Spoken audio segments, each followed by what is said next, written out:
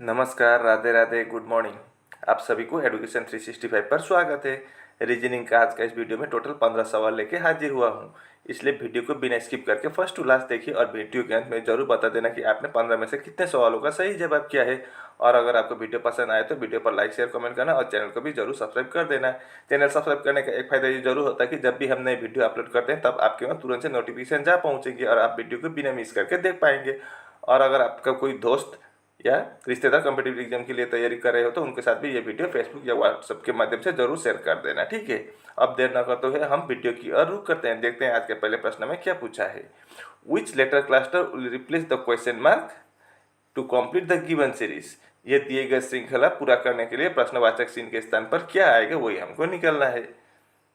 तो यहाँ पर हम सभी समूह का पहला अक्षर देखेंगे। यहाँ पर क्या है, ए है, अगला में सी है, यहाँ पर डी ई है, यहाँ पर आई है। मतलब क्या है, ए से बी छोड़ दिया, बीच का छोड़ दिया, सी आया, सी से डी छोड़ दिया, ई आया, ई से एफ छोड़ देंगे तो जी आएगा, और जी से एच छोड़ देने पर एच, जी से एच छोड़ देने पर आई आएगा। ऐसा है, मतलब +2 हुआ है। अब अगला देखिए, यहाँ पर पी है, आर है, पी का प्लस 16, आर का 18। वह ऐसे भी बोल सकते हैं, पी से 20 का क्यू छोड़ दिया, आर आया, आर से एस छोड़ दिया, टी आया, टी से यू छोड़ देंगे तो वी आएगा, और वी से डब्ल्यू छोड़ देने पर एक्स आएगा। मतलब पहला जी होगा, उसके बाद वी होगा, तो ए और बी ऑप्शन नहीं होगा।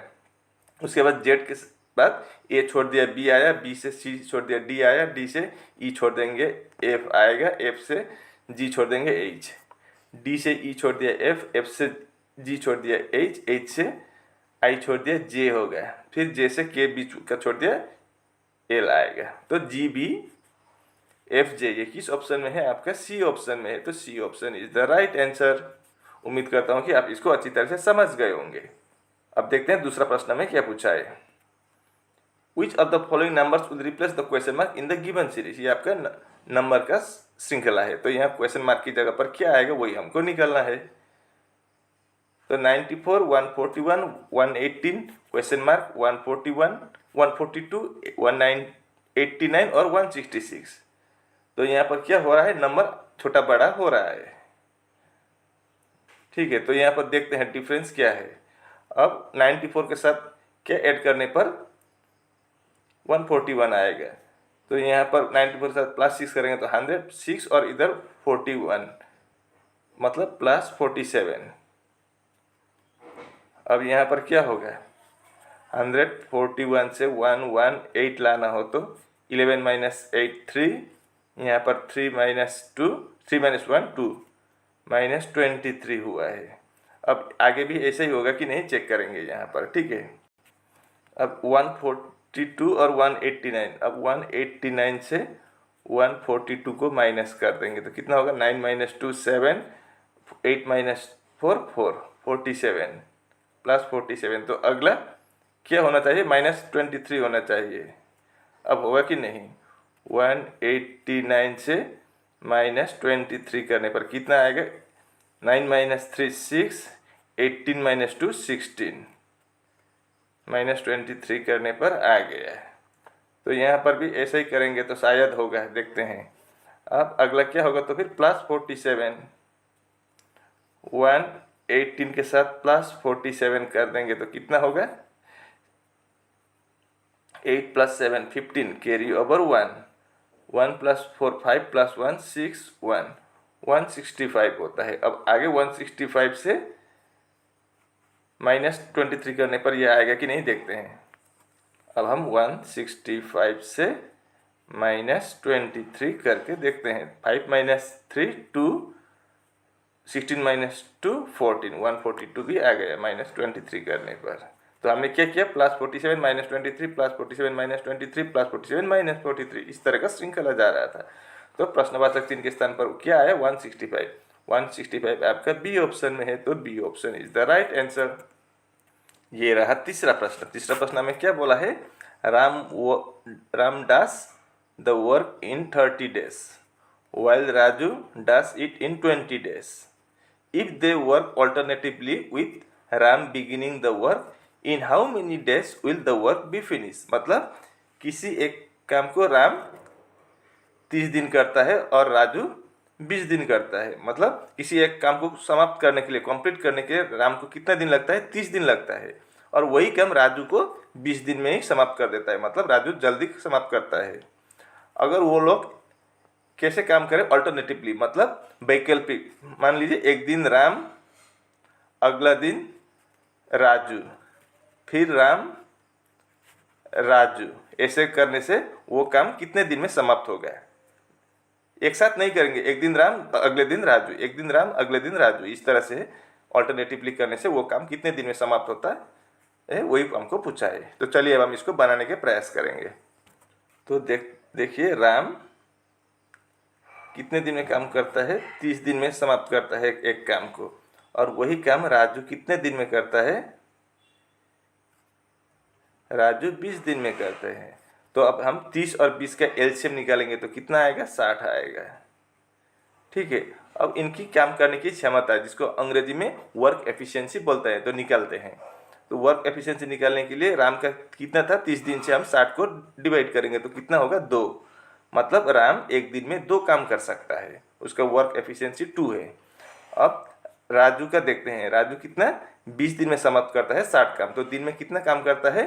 अब 20 से हम 60 को डिवाइड करेंगे तो 3, मतलब एक दिन में 3 काम करता है। मतलब राजू का काम करने की क्षमता ज़्यादा है किससे? राम से। राम 2 काम निपटता है एक दिन में, तो वही राजू 3 काम करता है एक दिन में। अब यहाँ पर क्या बोला है उसके बाद? इफ दे वर्क ऑल्टरनेटिवली, वो लोग वैकल्पिक दिन पर काम कर रहे हैं। With Ram beginning the work, मतलब राम स्टार्टिंग में काम करता है। तो पहले दिन राम ने काम किया, कितना काम किया? 2 काम। उसके अगले दिन कौन काम करेगा? राजू करेगा 3 काम। फिर अगला दिन राम करेगा 2 काम। फिर अगला दिन राजू, राम, राजू, ऐसा होता जाएगा। 2 + 3 + 2 ऐसे टोटल कितना बनाना होगा हमें? 60। टोटल 60 काम है।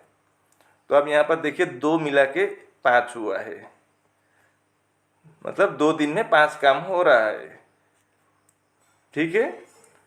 एक दिन में वो राम 2 काम कर रहा है, अगला दिन राजू 3 काम कर रहा है एक दिन में। तो 5 काम 2 दिन में हो रहा है। उसी प्रकार यहाँ पर 5 काम 2 दिन में, 5 काम 2 दिन में। तो कितना हुआ यहाँ पर? इसको मैं ये ऊपर लिख देता हूँ। ठीक है, ऊपर देखिए आप। तो 1 2 3 4 5 6 काम हुआ है कितने दिन में? 6 दिन में कितना काम हुआ है? 5 10 15 काम हुआ है। 2 दिन में 5 काम, 2 दिन में 5 काम, 2 दिन में 5 काम, तो 6 दिन में 15 काम हुआ है। तो उसी प्रकार डबल उसको कर देंगे तो कितना? 12 दिन में कितना काम होगा? 30 काम होगा। लेकिन हमें तो 60 काम करना है, तो इसको फिर हम डबल कर देंगे तो कितना होगा? 60 काम बनाना है तो 30 को डबल कर दिया तो 12 को भी डबल करने पर कितना होगा? 24 होगा। मतलब अगर वो वैकल्पिक दिन पर काम करें तो राम और राजू वो लोग उस काम को कितने दिन में समाप्त करेंगे? 24 दिन में समाप्त करेंगे। तो 24 सी ऑप्शन में दिया गया है, तो C option is the right answer. उम्मीद करता हूँ कि आप इसको अच्छी तरह से समझ गए होंगे। अब देखते हैं चौथा प्रश्न। In a certain code language coach is written as ऐसा और अवार्ड इज रिटन एज ऐसा, how will agent be written in that language. मतलब किसी एक कोड भाषा में कोच का कोड ये है और अवार्ड का कोड ये है, तो हमें एजेंट का कोड निकालने को बोला है। तो चलिए अब हम इसको बनाते हैं। तो देखिए मैंने इनको नीचे कॉपी कर लिया, कोच का कोड ये नीचे कर लिया, अवार्ड का भी कर लिया, तो एजेंट का बनाना है। तो यहाँ पर किस तरह का लॉजिक लगा है देखिए। ओ का अपोजिट क्या है? एल है। सी का अपोजिट एक्स। अपोजिट मतलब समझते हैं ना। इनका प्लेस वैल्यू आप पहले देखिए। सी का प्लेस वैल्यू कितना है? 3 है। एक्स का कितना है? 24 है। इन दोनों को प्लस करने पर अगर 27 आए तो वो अपोजिट होता है। उसी प्रकार ओ का 15 है, एल का 12 है प्लेस वैल्यू। इन दोनों को जोड़ने पर 27 आएगा। अगर 2 अक्षर जोड़ने पर 27 आए तो मान लीजिए कि वो, समझ लीजिए कि वो क्या है? एक आपस में अपोजिट है। उसी प्रकार सी का अपोजिट एक्स और एच का अपोजिट एस, ए का अपोजिट जेड। उसी प्रकार यहाँ पर ए का अपोजिट जेड, डी का अपोजिट डब्ल्यू, डी का अपोजिट डब्ल्यू, आर का अपोजिट आई और ए का अपोजिट जेड। तो उसी प्रकार यहाँ पर हम आसानी से अब बना सकेंगे। पहले क्या हुआ? पहले 2 अक्षर में क्रॉस, फिर लास्ट का 2 अक्षर में क्रॉस, बीच का सीधा। तो उसी प्रकार बनाएंगे। तो जी का अपोजिट क्या होगा, टी होगा, और ए का अपोजिट जेड होगा। ई का अपोजिट क्या होता है, भी होता है, और टी का अपोजिट जी होगा, और एन का अपोजिट एम होगा। तो ये ऑप्शन किस ऑप्शन में है आपका, बी ऑप्शन में है। तो B option is the right answer. ये रहा अगला प्रश्न, ये आपका ब्लड रिलेशन से क्या बोला है, A is the father of B. तो चलिए हम इसको डायरेक्ट बना देते हैं। हम मेल को या पुरुष को प्लस करेंगे और फीमेल को, महिला को माइनस लिखेंगे, ठीक है। जो ए फादर है तो पुरुष है, तो इसको हम क्या करेंगे, प्लस लिख देंगे। A is the father of B, किसका फादर है, बी का फादर है ए। ये हो गया। अब आगे क्या बोला है, C and D are the brothers of B. C और डी क्या है, बी के भाई है, तो ये पुरुष होगा, सी और डी भी पुरुष होगा, क्योंकि ये दोनों भाई है किसका, बी का। इसका मतलब क्या है, ए के 3 बच्चे हैं, एक बी, दूसरा सी, तीसरा डी। अब E is the wife of D. E कौन है, डी के पत्नी है। डी के पत्नी है कौन, ई, तो पत्नी होगी तो ये फीमेल है, इसको हम माइनस कर देंगे। And F is the daughter of E. E के बेटी है कौन, एफ। ई के बेटी होगी तो डी का भी बेटी होगी, क्योंकि डी और ई क्या है, पति पत्नी है, ठीक है। अब how is E related to A. E क्या लगता है ए का, वही हमको निकालना है, सवाल में ये पूछा है।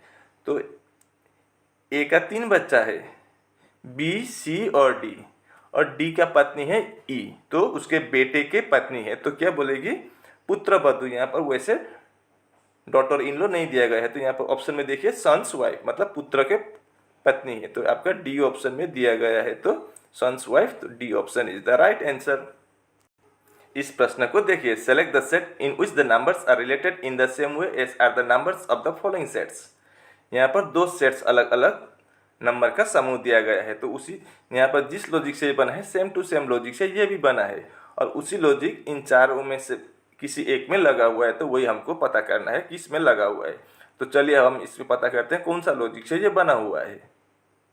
अब देखिए यहाँ पर बड़ा नंबर किधर है, पीछे की तरफ है, यहाँ पर भी, इस ग्रुप में भी। तो हम छोटा नंबर से बड़ा नंबर बनाने के प्रयास करेंगे। तो 24 और 7 को हम मल्टीप्लाई करके देखते हैं।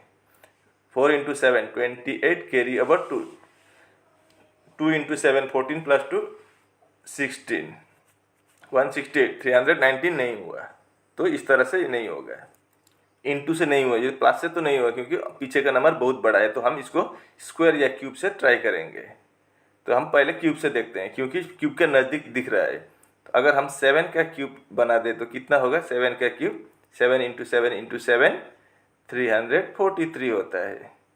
उससे अब ये क्या है, 319 छोटा है, तो बीच का 24 से हम माइनस करके देखते हैं। अब 13 - 4 9, 33 हुआ है, 33 - 2 31, लो 319 आया। अब उसी लॉजिक के तहत हम दूसरा को भी बनाएंगे। दूसरे में कितना है, 5 है, तो 5 का क्यूब बनाएंगे, तो कितना होगा, 5 का क्यूब 125 होगा। अब बीच में कितना है, 33 को हम माइनस कर देंगे, तो 5 - 3 2, 12 - 3 9, 92 आ गया। यहाँ पर 319 आ गया। अब हमको लॉजिक पता चला क्या, पहले वाला में हम क्यूब करेंगे और उससे बीच वाला को क्या कर देंगे, माइनस कर देंगे, तो पीछे वाला लास्ट का आएगा, ठीक है।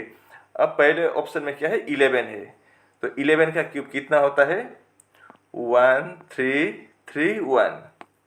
अब उससे हम 97 माइनस करके देखते हैं, तो 11 - 7 4, 12 - 9 3, इधर 12, 1 2 3 ये नहीं होगा। अब अगला 6 का देखते हैं। 6 का क्यूब करने से कितना होगा, 6 × 6 × 6 216 होगा। उससे हम 45 माइनस करेंगे, तो कितना, 6 - 5 1, 21 - 4 17, 171। यहाँ पर 170 है, तो ये भी नहीं होगा। तीसरा में 8 का क्यूब करेंगे तो कितना होगा, 512 होगा। उससे हम 77 माइनस करेंगे, तो कितना, 12 - 7 5, इधर 0, तो 50 होगा। 50 - 7 43, 435 होगा। यहाँ पर 339 है तो ये भी नहीं होगा। अब अंतिम का भी देखते हैं, मैं इसको साफ कर देता हूँ। अंतिम में कितना है? 9 है। 9 का क्यूब कितना होता है? 729। उससे हम 20 का कितना 58 को माइनस करेंगे तो 9 माइनस 8 1, 72 माइनस 5 67, तो 671 आ गया। तो आपका D option is the right answer. उम्मीद करता हूँ कि आप इसको अच्छी तरह से समझ गए होंगे। अब देखते हैं अगला प्रश्न। Select the option that is related to the fourth number in the same way as the first number is related to the second number and the fifth number is related to the sixth number। मतलब यहाँ पर इसके साथ इसका जो संबंध है इसके भी इसके साथ उसी तरह का संबंध है। तो किसी एक या चार ऑप्शन में से कौन सा नंबर का संबंध उसी प्रकार 48 के साथ होगा, वही हमको निकलना है। ठीक है, तो 512 और 24 का क्या संबंध है? हम 512 को 24 से डिवाइड करके देखते हैं। 24 इंटू 2 कितना? 48। 3 2, 24 इंटू 1 24, कितना बचा है? 8। अब नहीं होगा, रिमाइंडर आ गया। तो इस तरह से नहीं है। अब आप गौर से नंबर को देखिए, ये वाला नंबर से हमको कुछ पता नहीं चलेगा, लेकिन ये तो हम लोग अक्सर देखते रहते हैं इस 512। ठीक है, रीजनिंग में हम 512 अक्सर देखते रहते हैं। तो ये 512 क्या है? 8 का क्यूब है। ठीक है, अब यहाँ देखिए 24 को अगर हम डिवाइड बाई 3 करेंगे तो कितना होगा? 8 होगा, और उस 8 का क्यूब कर देंगे तो 512 आ जाता है। अब उसी प्रकार हम 39 को भी 3 से डिवाइड करेंगे तो कितना आएगा? 13 आएगा। अब 13 का क्यूब कर देंगे तो 2197 होता है। अब इसका भी हम क्यूब कर देंगे, डिवाइड बाई 3 कर देंगे तो 48 को डिवाइड बाई 3 कितना होगा? 16 होगा। अब 16 का क्यूब करने पर कितना आएगा देखते हैं। अब 16 इंटू 16 कितना होता है? 256 होता है। वो तो हम जानते हैं, इसलिए मैं इसको साफ कर देता हूँ। 16 इंटू 16 कितना? 256। इसके साथ हम फिर एक 16 और बचा हुआ है तो उसको मल्टीप्लाई करेंगे तो 6 इंटू 6 36। लास्ट में क्या होगा? 6 होगा। यूनिट के स्थान पर 6। इन चार ऑप्शन में कहाँ पर है? आपका सी ऑप्शन में है, 4096। तो क्वेश्चन मार्क की जगह पर क्या आ जाएगा? 4096, यानी कि 16 का क्यूब 4096 होगा। तो आपका C option is the right answer.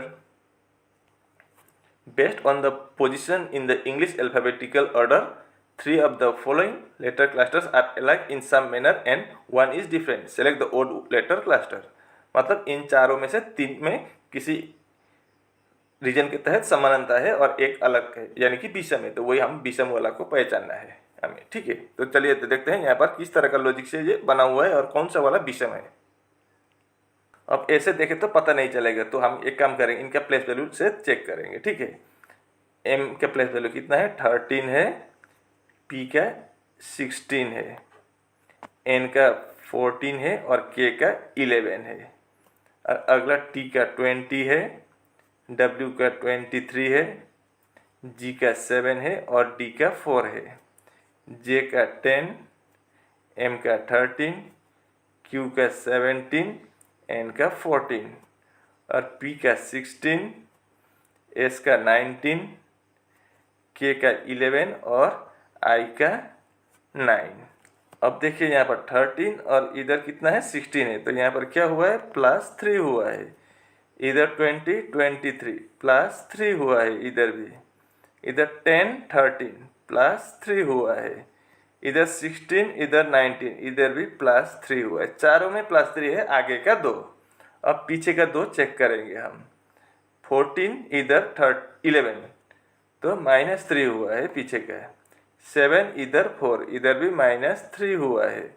इधर 17, इधर 14, इधर भी -3 हुआ है। और 11 9, इधर -2 हुआ है। तो देखिए सभी में बाकी आगे के ए बी सी तीनों में क्या है? +3 -3 +3 -3 +3 -3, लेकिन डी वाला में क्या है? +3 और -2 हुआ है। तो इन चारों में आपका डी वाला विषम हो जाएगा। तो D option is the right answer. ये रहा अगला प्रश्न, select the option that is related to the third word in the same way as the second word is related to the first word. तो आसाम के साथ दिसपुर का संबंध है, तो झारखंड के साथ किसका संबंध होगा? अब आसाम का कैपिटल है दिसपुर, तो झारखंड का कैपिटल क्या है? गया, रांची, धनबाद या बोकारो में से कौन सा होगा? आपका रांची होगा। तो रांची आपका बी ऑप्शन में है, तो B option is the right answer. ये रहा अगला प्रश्न, सिटिंग अरेंजमेंट से। इस तरह का सवाल बहुत इंटरेस्टिंग होता है। 6 फ्रेंड्स, यहाँ पर 6 दोस्त है। कौन? A B C D E and F are sitting around a circular table facing towards the centre. सभी एक गोल मेज के तरफ, गोल मेज में बैठकर बीच के तरफ, केंद्र की तरफ देख रहे हैं। तो चलिए अब हम इसको बनाते हैं। तो देखते हैं आप क्या बोला है। B is an immediate neighbour of C and D. B क्या है? सी और डी के तुरंत पड़ोसी है, मतलब सी और डी के बीच में है बी, लेकिन कौन किधर होगा वो पता नहीं, इसलिए हमको इसको हम थोड़ी देर के लिए छोड़ देंगे, बाद में आएंगे इसमें। अब E is second to the right of B. अब कभी भी जब किसी के राइट, दाएं या बाएं बता दिया गया हो तो वहाँ से स्टार्ट करना हमेशा, ठीक है। तो ई कहाँ पर है? बी के राइट दूसरे स्थान पर। तो अगर हम बी को यहाँ लिख दें तो बी का राइट इधर होगा, ठीक है। तो बी के राइट में दूसरे स्थान पर कौन है? ई है, तो ई यहाँ हो जाएगा। अब हमने एक लाइन छोड़ा था, क्या छोड़ा था? B is an immediate neighbour of C and D. तो बी कहाँ पर है? सी और डी के बीच में है, तो सी इधर होगा तो डी इधर होगा, लेकिन कंफर्म नहीं है कि सी इधर ही होगा, तो डी भी हो सकता है इधर और सी इधर भी हो सकता है, तो कंफर्म नहीं है। लेकिन इतना कंफर्म है कि सी और डी इन दोनों में जगह में कहीं पर है और बाकी सी और डी के अलावा कोई नहीं होगा, बस इतना तो कंफर्म है। अब क्या बोला है? If F is an immediate neighbour of A. इसको हम नहीं पता कर सकेंगे क्योंकि ए नहीं है, तो एफ को पता नहीं कर सकेंगे। And third to the right of C, then where is A sitting. Sorry, मैंने एक गलती कर दिया है। ई कहाँ पर था? राइट साइड पर था, तो ई यहाँ होगा, यहाँ पर ई नहीं होगा। लेफ्ट साइड समझकर मैंने टिक कर दिया था, लेकिन यहाँ पर राइट साइड दिया गया है, तो राइट, बी का राइट इधर होता है। एंटी क्लॉकवाइज हमेशा राइट होता है अगर वो लोग सेंटर की तरफ देख रहे हो तो। अब आप इस लाइन को गौर से देखिए। इफ एफ इज एन क्या है? नेबर ऑफ ए के पड़ोसी है, और third to the right of C. अगर हम सी को यहाँ पर माने तो सी के किस तरफ है? Third to the right of C के राइट तीसरे स्थान पर। तो पहला, दूसरा, तीसरा स्थान पर तो ई है, तो सी यहाँ नहीं होगा। तो अगर हम सी को यहाँ लिख दें तो सी का राइट तीसरे में कौन है? एफ है। तो नहीं, if A is an immediate neighbour of A and third to the right of C, तो सी के तीसरे राइट पर कौन होगा? एफ होगा। तो पहला, दूसरा, तीसरा, यहाँ पर एफ होगा। तो फिर यहाँ पर एफ के संभव है, क्योंकि अगर यहाँ पर सी लिख देते तो एफ के लिए यहाँ पर जगह नहीं है, क्योंकि यहाँ पर पहले से ई है। तो अगर यहाँ पर सी होगी तो डी यहाँ पर होगा, डी का स्थान। तो एक ही बंदा बचा, कौन? ए बचा है, तो ए का स्थान यहाँ पर हो जाएगा। अब then where is A sitting. अब ए कहाँ पर बैठा है वो पूछा है हमें। Immediate left of E. E के तुरंत दाएं पर, लेफ्ट बाएं पर बोला है। ई के तुरंत बाएं पर तो सी है, तो ये नहीं होगा। Second to the right of B. B के दूसरे राइट पर, तो बी का पहला राइट, दूसरा राइट पर तो ई है। ये तो सवाल में भी पहले ही बोला था, क्या क्वेश्चन बनाया है एग्जामिनर ने पता नहीं। B is an immediate neighbour of C and D, और क्या बोला है आगे? E is second to B. E second है बी के राइट में। अब यहाँ पर second to the right of B बोल रहा है, वही तो गलत होगा, क्योंकि ए होना चाहिए था, बी ए के बारे में पूछा है तो वो नहीं होगा। अब second to the right of C, C के दूसरे राइट पर ए है, तो ये बिल्कुल सही है, आपका C option is the right answer. उम्मीद करता हूँ कि आप इसको अच्छी तरह से समझ गए होंगे। ये रहा अगला सवाल। Select the correct combination of mathematical signs to sequentially replace the star signs and to balance the given equation. तो ये स्टार मार्क की जगह पर क्या आएगा? इन चार ऑप्शन में से कौन सा वाला साइन कहाँ पर बैठेगा वही हमको निकलना है। तो इस तरह का सवाल में हमेशा डिवाइड देखना है। यहाँ पर डिवाइड पहले ऑप्शन में क्या है? तीसरे स्थान पर, पहला, दूसरा, तीसरा। तो 169 को हम 5 से डिवाइड नहीं कर सकेंगे, पॉइंट में आ जाएगा। 15 से डिवाइड नहीं कर सकेंगे, पॉइंट में आएगा आंसर। तो इधर पॉइंट नहीं है इस तरफ, तो ये बिल्कुल नहीं होगा। अब दूसरा ऑप्शन में क्या है? पहले नंबर पर ही है क्या? डिवाइड। तो 13 से हम 676 को डिवाइड कर सकते हैं क्या, चेक करेंगे। अब 13 इंटू 5 कितना होता है 65, यहाँ पर 67 है तो 2 बचा है, 2 और 6 6 26, 26 को 13 से 2 बार डिवाइड होता है। तो फिर यहाँ अगला प्लस करके देखेंगे। प्लस के बाद क्या है, इंटू है, यहाँ पर इंटू करेंगे, माइनस है, अगला इंटू है और लास्ट में भी इंटू है। तो अब हम देखते हैं 13 को हमने 13 से हमने 676 को डिवाइड कर दिया तो कितना आया 52 आया। पहले हम डिवाइड करते तो डिवाइड कर लिया। अब अगला क्या होता है, इंटू होता है। तो 169 इंटू 15 करेंगे तो कितना आएगा 2535 आएगा। फिर क्या है, माइनस है। अब 497 इंटू 3 करेंगे तो कितना आएगा 1491 आएगा, इक्वल 137 इंटू 8 करेंगे तो 1096 आएगा। अब इस साइड का छोड़ दीजिए, अब इस साइड से 1096 आता है कि नहीं चेक करेंगे, ठीक है। अब 52 प्लस 2535 करेंगे तो कितना होगा 2587 से माइनस 1491 कर देंगे तो कितना होगा 1096। लो आ गया, ये और ये बराबर हुआ। तो आपका किस ऑप्शन से हुआ, बी ऑप्शन के दिए गए चिन्ह को रखने पर ये इक्वेशन या समीकरण सही हुआ है। तो आपका B option is the right answer. इस प्रश्न को देखिए, select the option that represent the correct order of the given words as they would appear in an English dictionary. तो चलिए अब हम इसको बनाते हैं। तो यहाँ पर आप हमेशा क्या देखना, कॉमन देखना। तो यहाँ पर एन ई हम सभी से हटा देंगे, ये कंफ्यूज करेगा वरना हमको न हटाने से। उसके बाद हम ये एक अक्षर या 2 अक्षर लिखना है। तो यहाँ पर 2 अक्षर ही लिख देते हैं, टी और डब्ल्यू, यहाँ पर आर और भी, यहाँ पर यू और टी, आई और जी, एस और टी और जी और ओ है। तो पहला, अब इन 2 अक्षर में भी पहला अक्षर को फोकस करना हमेशा। तो पहले क्या आएगा, T R you I S और जी में से सबसे पहले अंग्रेजी वर्णमाला के अनुसार जी आएगा। तो पहला नंबर 6 होगा, तो ये नहीं होगा। उसके बाद आई आएगा तो 4 नंबर होगा, तो ये भी नहीं होगा।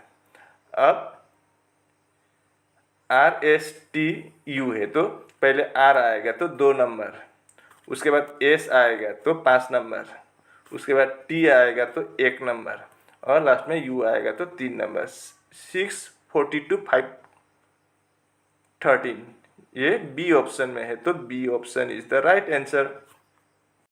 ये रहा अगला प्रश्न, ये आपका सिलॉक से है। क्या बोला है स्टेटमेंट में, ऑल डोर्स आर विंडोज। तो सभी डोर क्या है, विंडो है। अब सम विंडोज आर कर्टेन, कुछ विंडो क्या है, कर्टेन है, यानी कि पर्दा है, CUR कर्टेन। अब ऑल कर्टेन्स आर चेयर, सभी कर्टेन क्या है, कुर्सी है, चेयर है, ठीक है। अब कंक्लूजन देखते हैं, ऑल डोर्स आर कर्टेन, सभी डोर कर्टेन है क्या। डोर और कर्टेन का जो सर्कल है वो टच ही नहीं हुआ है तो ये संभव ही नहीं है, तो इसको हम काट देते हैं। अगला कंक्लूजन में देखते हैं क्या बोला है, सम चेयर्स आर विंडो। अब चेयर ये वाला है, चेयर का और विंडो का देखिए ये टच हुआ है, मतलब ये वाला हिस्सा टच हुआ है। तो आपका दूसरा कंक्लूजन सही है। तो हमारा आंसर कौन सा वाला होगा, ओनली कंक्लूजन 2 फॉलोस होगा, यानी कि ए ऑप्शन में वो दिया गया है। तो A option is the right answer. ये रहा अगला सवाल, select the combination of letters that when sequentially place in the blanks of the given series will complete the series. ये आपका रिपीटेड सीरीज का सवाल है। तो यहाँ पर सबसे पहले हमें इस तरह का सवाल में क्या गिनती करना होगा, यहाँ पर कितने अल्फाबेट और ब्लैंक दिया गया है उसको सभी को जोड़ना होगा। तो गिनती करते हैं, 1 2 3 4 5 6 7 8 9 10 11 12 13 14 15 16 17 18 19 20 है टोटल। तो अब हम एक काम करेंगे, 20 को 5 × 4 कर देंगे। इस तरह से हम इसको बनाएंगे। तो चलिए हम बनाते हैं। 1 2 3 4 5, 1 2 3 4 5, 1 2 3 4 5, 1 2 3 4 5। अब लास्ट का अक्षर देखिए, सभी में क्या है, H है। उसके आगे क्या है, Y है, Y है, Y है, तो यहाँ पर भी Y हो गया।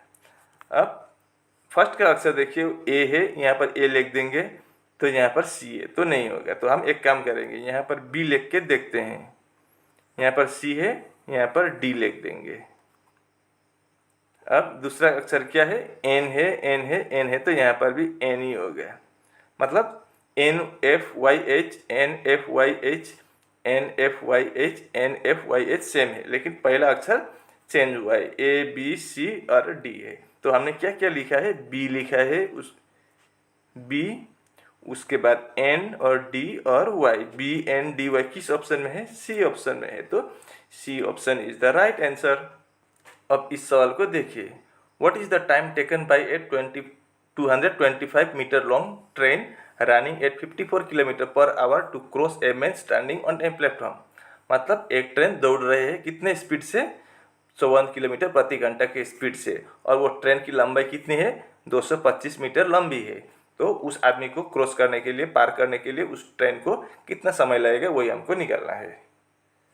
ठीक है, तो स्पीड बराबर क्या होता है, स्पीड बराबर डिस्टेंस यानी कि दूरी और नीचे टाइम हो गया है। तो हमें तो यहाँ पर टाइम पूछा है, तो इसको हम अन्य प्रकार से लिखेंगे। टाइम बराबर क्या होगा, तो फिर डिस्टेंस और नीचे स्पीड हो जाएगा। अब डिस्टेंस कितना है, वो ट्रेन की लंबाई कितना है, 225, यही डिस्टेंस हो गया। अब स्पीड कितना है ट्रेन का, वो हमको जानना है, 54 किलोमीटर पर आवर। लेकिन यहाँ पर मीटर में दिया गया है ट्रेन की लंबाई, और इधर किलोमीटर में दिया गया है, तो इस किलोमीटर को भी हम मीटर में ले जाएंगे। तो किलोमीटर को मीटर में ले जाना हो तो इसके साथ हमें क्या करना होगा, 5/18 से इंटू करना होता है। तो 18 से 54 को हम 3 बार काट सकते हैं। तो कितना हुआ, ऊपर 225, नीचे ये 54 को 18 से 3 टाइम काट दिया, तो यहाँ पर 3 बचा है, और इंटू 5, तो 3 × 5 कितना होगा, 15 होगा। अब 225 को अगर हम 15 से डिवाइड करेंगे तो कितना होगा, 15। मतलब 15 सेकेंड में वो ट्रेन उस आदमी को, खड़े आदमी को पार करेगा। तो आपका B option is the right answer. उम्मीद करता हूँ कि आप इसको अच्छी तरह से समझ गए होंगे, और इसी के साथ आज का वीडियो यहीं पर समाप्त होता है। अगर आपको वीडियो अच्छी लगी तो वीडियो पर लाइक, शेयर, कमेंट करना, और चैनल को भी जरूर सब्सक्राइब कर देना। मैं इसे मुद्दे लेकर अगले वीडियो में कल फिर हाजिर हूँगा। तब तक के लिए मुझे विदा दीजिए। आपका दिन शुभ हो। राधे राधे।